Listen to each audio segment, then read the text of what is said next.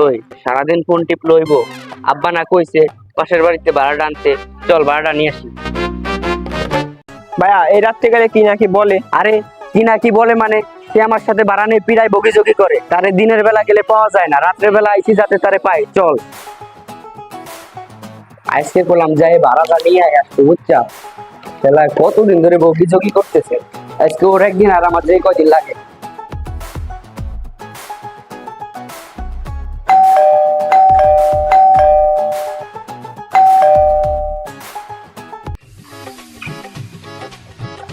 আরে ভাতিজা, তুমি আসো আসো, ভিতরে আসো, ভিতরে আসো।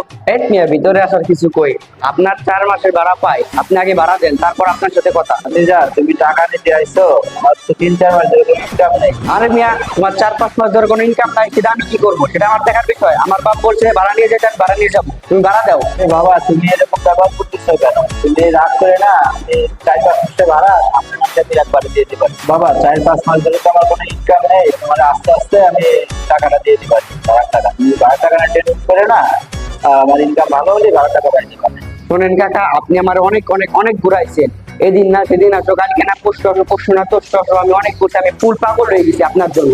এই 4-5 মাস ধরে আমি অনেক দৌড়াইছি, আমি আর আপনারা দেখবো না। আপনি যদি আজকে ভাড়া দেন ভাড়া দেন, নাহলে বাসা থেকে বাইরে যান।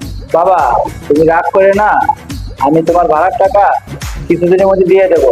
খুব সমস্যা আছে, আমি তোর বাড়ি ছেড়ে পড়াশোনা যেতেছি না, বাড়িতে তো আছি। শুনেন কাকা, আমি আপনার আর একবার কব, আপনি যদি আজকে ভাড়া না দেন, আপনি এই বাসা থেকে এক্ষুনি বাইরে যাবেন। হ্যাঁ, কি বললি তুই?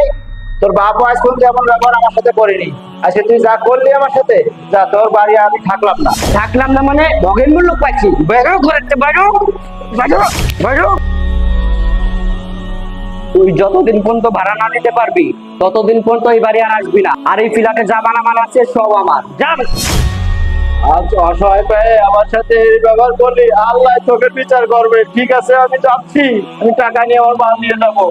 এভাবে প্রতিনিয়ত অসহায় মানুষ হেরে যাচ্ছে টাকার কাছে, অনেক অসহায় মানুষ লাঞ্ছিত বঞ্চিত হচ্ছে এই টাকার কাছে। তাই আমরা অসহায় মানুষদের সাথে এমন ব্যবহার করব না যাতে তারা মনে কষ্ট পায়, সর্বদা এমন ব্যবহার করব যাতে সব সময় আমাদের প্রতি তারা খুশি থাকেন। এই সমাজের কাছে আমার একটি দাবি, আমাদের নিজেদের যতটুকু সামর্থ্য আছে ততটুকু সামর্থ্য দিয়ে অসহায় মানুষদের পাশে দাঁড়ানোর চেষ্টা করব, ইনশাআল্লাহ।